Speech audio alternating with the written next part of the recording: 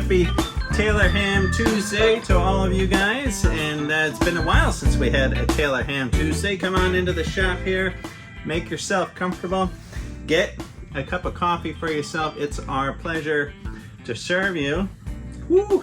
Yeah, just wake up a little bit, have a little sip of coffee. We got a Taylor Ham, egg and cheese, salt, pepper, ketchup, ready to roll.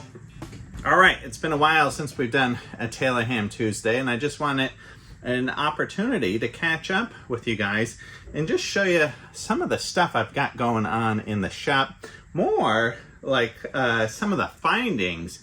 You know, I do like going to yard sales, estate sales, little thrift shops, and finding things like Scan, Craigslist, and you know, I just like picking up old tools, old things, fun things. So I'm going to show you a variety of things that I picked up here in the last month or so, and maybe you guys enjoy these things as well. I know a lot of you guys are pickers out there. Big Vic, you know, Big Vic's always picking stuff down in Alabama. You never know what you're gonna find. Let's have a bite of the Taylor Ham, egg and cheese. I was just inside cooking this sandwich up. All right, folks, if you haven't had this sandwich, I commend it to you. This is the pride of New Jersey, one of the best sandwiches ever made. The Taylor Ham, egg and cheese, salt, pepper, ketchup. If you haven't had one of these, you find it, you fly to New Jersey, you eat it. Simple as that, folks. The best sandwich. This sandwich is so good. If you guys don't know, Taylor Ham, egg and cheese, salt, pepper, ketchup sandwich from New Jersey. You know, I'm out here on the West Coast now. You can't really get a good hard roll out here. Like New Jersey, New York, you can get a good hard roll. Like a good hard roll, when you get it, they bake them fresh every day, and boy, about noontime, that thing is hard. It's like hard as a rock. You got to eat it like in that short window in the morning, but those rolls are so good. And speaking of Taylor Ham, right, I made up these shirts here, and I kind of changed the name around. I got Crane, Taylor Ham here, and then on the back, right, I got the Taylor Ham, you know, salt, pepper, ketchup to go back there. And I am going to be selling some of these shirts soon. I got these printed up by a company, and boy, the cost is so high. I want to lower that cost down. So what I did was I ordered in my own heat press, and I'm having some transfers made up so I can make the shirts myself, keep the cost down so it's not going to cost you guys a ton of money to get a shirt. It was ridiculous. They wanted to charge me like 25 bucks a shirt. I was like, that is way too high. I can get the price down a lot lower. Let's go take a look at this heat press that I got.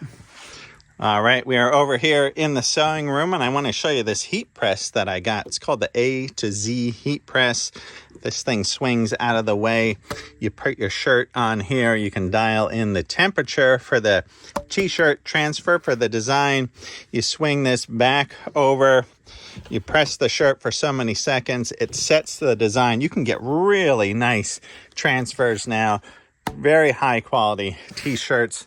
And then I did order in a bunch of these really nice high quality t-shirts. So I got black and white ones, and these are incredibly soft, really nice cotton shirts. So you guys are going to be seeing some t-shirts for sale soon, coming off right hot off the press. Hot off the press. Here is a small collection of some of these old, like, Dietz lanterns. I got a couple other brands in here, you know, hot and cold ones. Look at this old guy here. What is this one here? A Gamble's, right? Look at that. That looks great.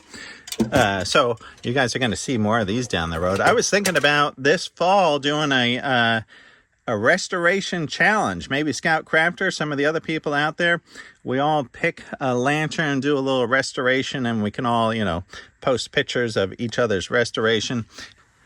All right, I also want to give a thanks to anybody, you know, leaving a comment. You know, I know so many of you guys are leaving comments, and we have little back and forths, and I love reading your comments. I love replying to them. And a lot of you, I feel like we've become friends through the comments. Such cool people out there, and I really appreciate you guys participating here in this channel with me. And I think a lot of you guys don't even know what I do other than I put out some YouTube videos here. But for the most part, I do a lot of machining in this shop. You know, I do my YouTube things that you guys see. At YouTube, I make very little money from YouTube, and I try to share some of the projects as they're coming through the shop here. But I tell you, there's a lot of projects in the shop that I can't share with you. Machining things where I have non-disclosure agreements. I can't show what I'm machining to you guys. So there's a lot of that going through the shop. That pays the bills, keeps the lights on. You know, I don't make a ton of money doing this, but I am working my way towards, you know, YouTube pay me more, making more money through YouTube. Hopefully these videos spread. Mostly, I like connecting with you guys, hanging out, hearing the back and forth in the comments.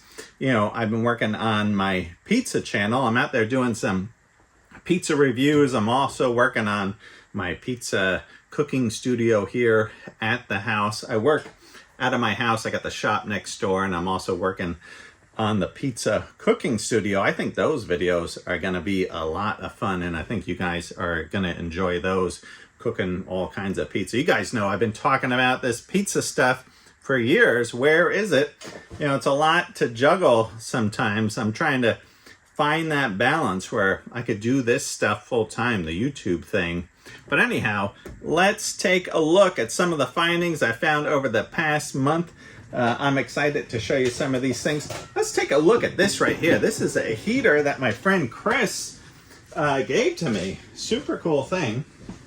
All right, let's take a look at this item right here. Check out this. This is from my friend Chris. Now, he got this from his Uncle Elmer, who is a logger up in Port Angeles, Washington. And, you know, old Uncle Elmer up there was just living kind of like loggers do, and probably using this as a heater up there.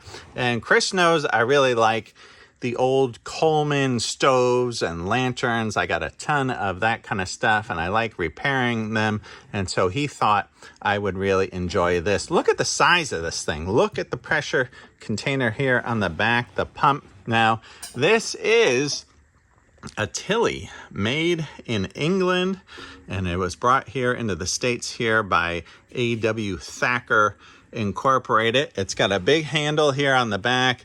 It's got a hook. You can hang this, you know, from the ceiling or something, let it radiate down on you. And this thing burns kerosene.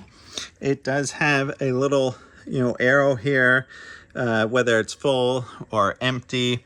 It's got the generator here like the Colemans, and it's got this wire mantle here.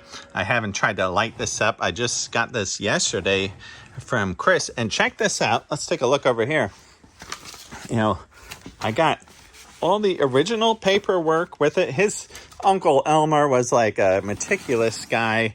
You know, look at this. It came in the original box, right? So we got Tilley lamps and radiators burn ordinary paraffin, and by paraffin they are saying kerosene, right? So if we look here, this radiator operates on paraffin, kerosene, no petrol, no gasoline. But this is great that it has all the original paperwork. And let's take a look inside this right here. Look at this. This is for preheating the deal, and it came with this jar right here. See this? It says methylated spirits fuel for preheating. And if we open up this little jar, it has this guy. It's like a preheater, and it's got a wick that you would soak with the methylated spirits or some denatured alcohol. And then what you would do is put this right on here, and you clip this onto the generator. Now, what that generator does is it heats the liquid fuel, turns it into a vapor before it goes up here into the mantle. So you put this on, does a little preheat. As soon as that's preheated, you can pop this thing off, and you got the whole thing going. But back here in the box, I think this says something to do with Sears and Roebuck. Maybe it came through Sears, but it still has all the original stuff. This is also part of the preheat thing. You can put this over the generator in there, and that will also help to heat that up. Check out this nice old funnel. It's got the screen in the bottom. Look at that old school funnel. This is going to be a fun project to clean up and get going. What do we got here? Denatured alcohol, shellac thinner, alcohol fuel, Solox, right? I don't know the year of this thing. I'm imagining probably 1960s, around that time. All right, there's the Tilley heater. You guys are going to see more of that in another episode when I get it all tuned up and lit. All right, you guys know I like watching the old show Kojak, and I've talked about that in some past episodes here. But just watching Kojak so much, he has this in his squad car, detective car, whatever you want to call it. And this is the Bearcat by Electra. This is a police scanner. 8 channels. We got the squelch. We've got the volume. It has an antenna here on the top. Now you can also plug in an external antenna here. And this thing is pretty cool. It is, right, 117 volts AC, 12.6 volts DC. So, right, you can put this in a vehicle, or you can run this inside just on AC. But I have turned this on, and this is pretty cool. I'm only picking up one local police force, and but I'm only picking it up on one channel. I did see on eBay that you can buy crystals for this, and you can change out the crystals and try different frequencies around the area and see what frequencies people are using, such as fire, rescue, paramedics, police, maritime traffic, right? I'm right by Puget Sound. There's a lot of maritime traffic, so I'm going to try some different crystals in this. I'll do another video on this soon. The Kojak Bearcat scanner. All right, here's my next find. I was over at the Goodwill, picked this up for 15 bucks. I thought this was a pretty good deal. This is a Coleman 413D camp stove, and I thought this was in pretty good shape. Let's take a look here. We'll extend these guys out. I think this thing looks pretty good and in good shape. These were made 1950 to 1953, the 413D. And if we look inside here, I think if we pop this out, and we've got our fuel tank. Yeah, I'm gonna have to clean some of these up, but right, this goes across here, and we hang this on the front. You put a little gas in here, it heats up this generator, it vaporizes the gas. I thought this one was in decent shape. Look at the logo there. The Coleman, you can't pass up a nice Coleman stove here for 15 bucks. Sometimes you find some winners at the Goodwill. You just got to be there at the right time. All right, a couple other Goodwill finds here.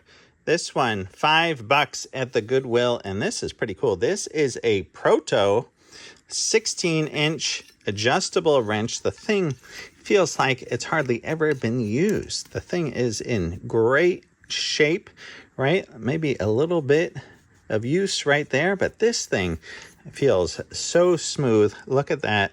Goodwill for $5, the Proto. Also at Goodwill, it's hard to pass up. I saw these. I know these are like, the old school grass clippers. I don't know. This is what you had before you had a weed whacker or line trimmer. But if you look close at these, I don't know if we can get, you see that right there? Whisk, right? It's hard to pass up on the Whisk stuff. I know it's good quality. Again, $4.99. These can be tuned up. We will clean up both of these here in a future video. Also at Goodwill, I don't know. These were cheap. They were a couple bucks a piece. I got a couple different ducks. We'll put these up around the yard. Some friends for the cat to hang out with. Okay, here is another really cool find. I found this out around the town of Hoodsport on the Hood Canal out by the Olympic Peninsula. I was traveling around out there, and check this out. This is BB Brothers all steel 2-ton, right? Made in Seattle. This is a really cool old winch here. It's got some line on there, and it's like a 2-speed where you can put this in here. It's missing the handle, of course, but right, you can put this in here, or you can take this out and put it right in here, and you have another reduction. I did a little research on these, and it turns out that these were used D-Day, World War II. These were on the hatches on the boats when they landed on the beach in Normandy. These things helped to drop the doors on some of those boats.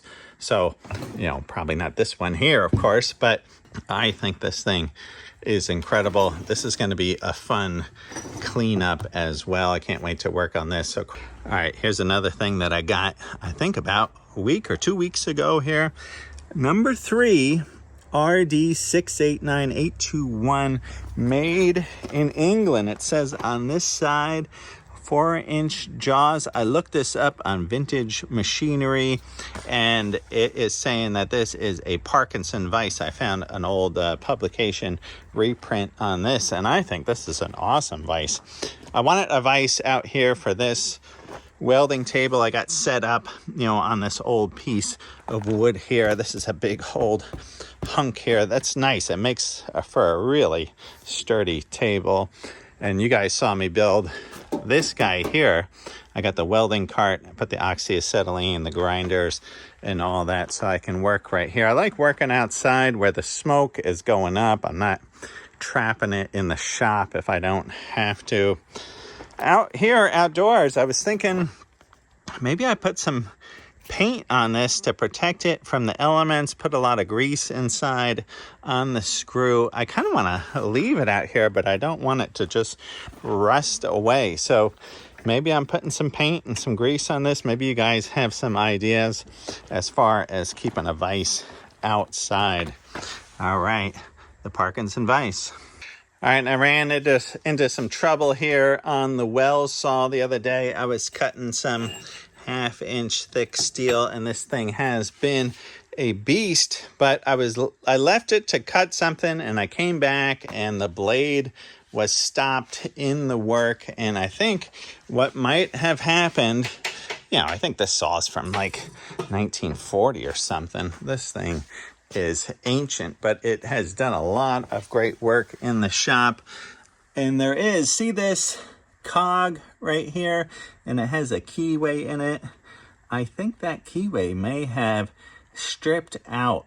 Everything's turning, but as soon as you put some pressure, some resistance on the blade, it just stops. So I think I'm going to be pulling this apart. Right, there's a gearbox up here with some belts, and I need this thing in the shop. This thing keeps everything going. Right, the old well saw, you don't have this. You know, all of a sudden I had to go over to a Sawzall, and you're like, holy shit, you know. This thing, can't take this thing for granted. This thing is a workhorse, and you want this thing alive and well in the shop. Sometimes you got to stop and do maintenance on these things. All right, and here is something that I picked up recently. And yeah, every once in a while, I'd like a cigar or smoke a pipe. And, you know, not every day or anything, maybe once a week or something, just sit, puff on a pipe. I picked this up at a local shop. This is a Rossi. This is Italian.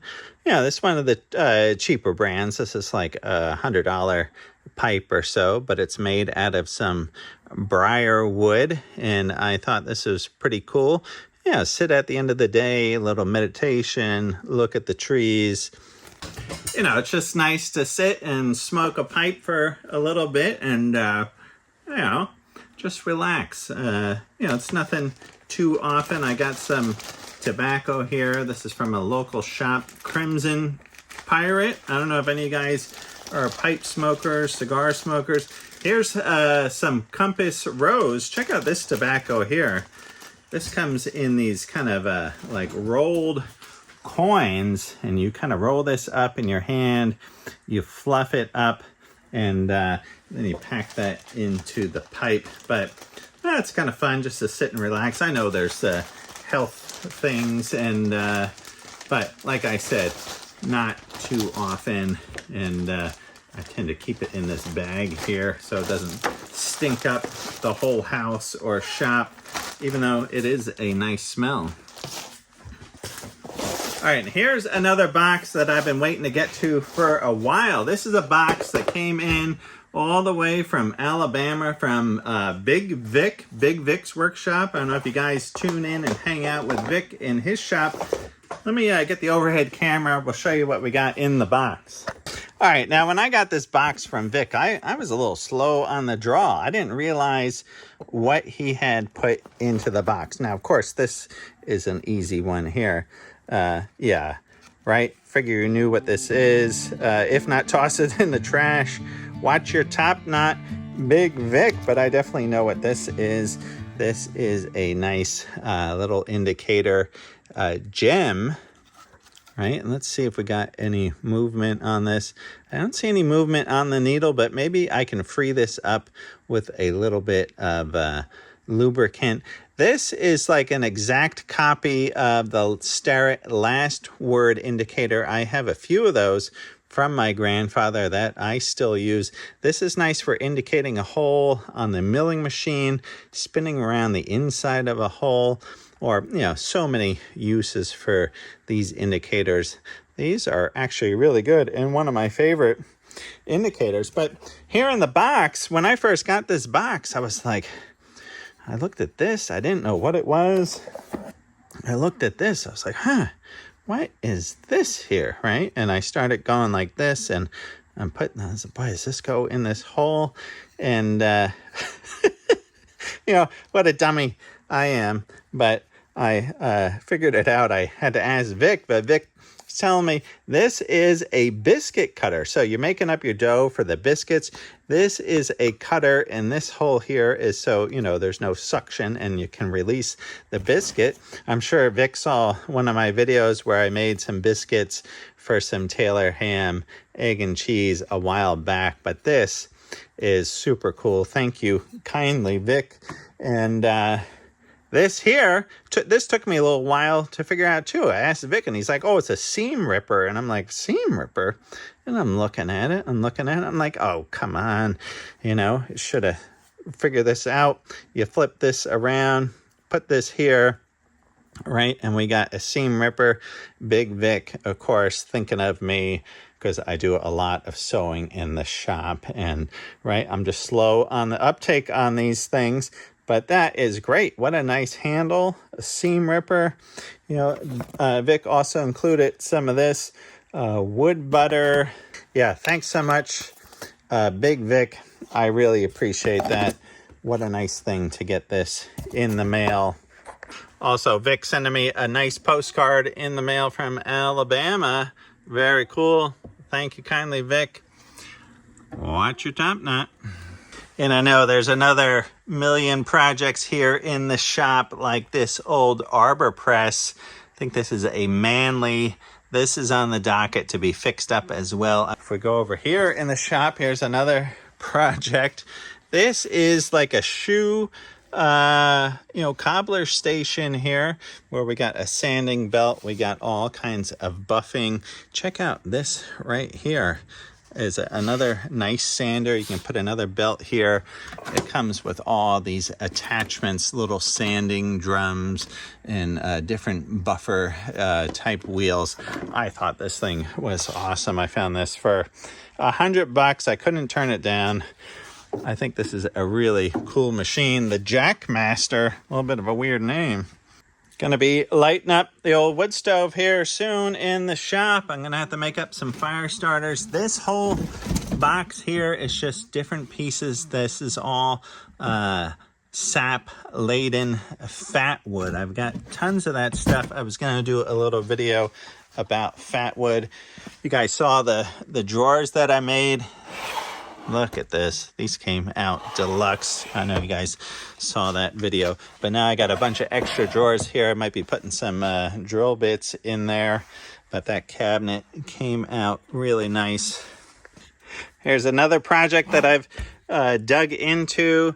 The pump here needs a lot of work. There's some weird thing going on with the pressure pump, so I thought I was going to do a video on that a while back, but that's taken some extra time to get that thing up and rolling. This thing right here, I don't know if I've shown this in any videos, but this has been great. I got this from my son Teo, bought this for me. This has been an indispensable tool in the shop with the hose, and the flame control on this thing is out of sight. If you need a little torch setup, this is really good. I use this for flame polishing the edges on acrylic. I do a bunch of that, and this is a nice tool. Here's another cool item that I got not too long ago. Morse, New Bedford, Mass. I don't know if you guys are fans of Moby Dick. I've been listening to that on audiobook lately, and what a joy that is, listening to Moby Dick, right? New Bedford, right? Where the Pequot going to the whaling ship, Moby Dick. All right, and here's another cool item that I picked up at a little secondhand store locally. It's a Best lock. This is a brass lock. And if you look here, this is cool. It says Property, State of Washington. And I love old locks. I get into picking them. You know, it's like working on a little puzzle for me. Sometimes I'll sit and watch a movie and I'll work on a lock and do a little picking. So at the end of this video, if you want to stay tuned, I'm going to see if I can pop this open. I'm trying to get this core out of here. But if you guys want to stay tuned at the end, I am going to work on picking this lock with a couple tools. All right, well, there you go, folks. Just some of the goings on here in the shop, right? Having a little coffee. I don't know how you guys like to start your day. I don't start every day off with a Taylor ham, egg, and cheese sandwich. I'm not looking for a heart attack, but you know, once a week, once every couple weeks or something, I'll cook up one of these sandwiches. Who knows? Maybe I'll do more of these Taylor Ham Tuesdays. If you guys like these Taylor Ham Tuesday videos, it's kind of nice to visit with you guys, chat a little bit. You know, I know there's some people out there, they want a video just for information. They want to figure out how to fix their car or something weird like that. They want the information quick. They don't want to hear any kind of chit chat or anything. I'm kind of in the middle. Sometimes I want those videos. I want some quick information. And then sometimes I like videos just for entertainment and seeing what's going on in somebody's shop and feel like you're hanging out with them in their shop for a little bit. But I don't know. What do you guys think? What do you prefer? What do you like? I like doing these Taylor Ham Tuesdays. There's a bunch of old ones up on my channel. If you go back and watch, I was doing hiking trips and all kinds of things I was putting into these videos. They didn't get a lot of views, but I tell you, there's some of my favorite videos to do are these Taylor Ham Tuesday videos.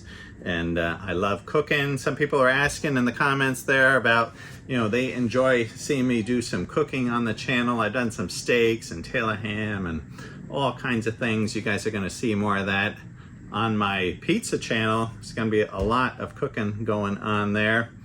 All right, let me load up this lock here and let's see if we can get this thing picked. All right, I hope you guys are all doing great, and I will see you all soon, and hope you guys are just doing awesome. All right, cheers. It's our pleasure.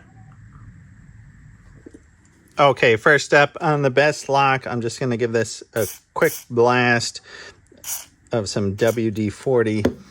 See this Best lock? Now this has a removable core in this where you can pull this core out and you can replace it, you can rekey it. But usually with these locks, it comes with two different keys. It comes with an operating key that you just unlock the lock with, regular like, and then it comes with a control key. And the control key, you turn it just a little bit, and that allows you to slide the core out, and you can change out the core, change out the pins. So I want to get this to where the core comes out. So let's give that a try. And it's tough because it's different keyings for the, for the pins on those two different keys. So when you're picking a lock like this, you don't know what you're gonna get, if you're gonna get the core out or you're just gonna be able to get it to open up. Okay, now the pick I'm gonna use is this. It's just like a worm pick. I've got lots of different ones in here. I enjoy it, nobody's breaking into anyone's house using these things. If you're going to break into someone's house, you're kicking the door down or you're breaking the window. This is just more like locksmith puzzle things. I've used this before to open up some locks where I've locked the key in. All right, and then this guy right here, we're just going to go into the bottom. Okay, light pressure on the keyway. Again, we're going with this worm, and sometimes it's just going up and down. And if I don't get it right away, I'll edit the video to where, what we're doing is we're just, the top of that, we're just bouncing that off of the pins. And you can do like a raking type thing, but these locks, it's good to just do like a kind of an up and down.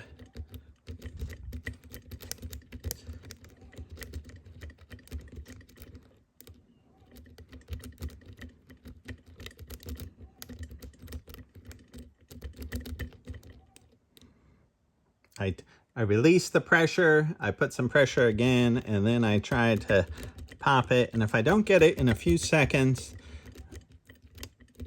oh, look at that. Did you see that? All right, let's see if we got core or operating. Oh, oh no, I thought it was gonna be core, but you can see here, we got this lock to open.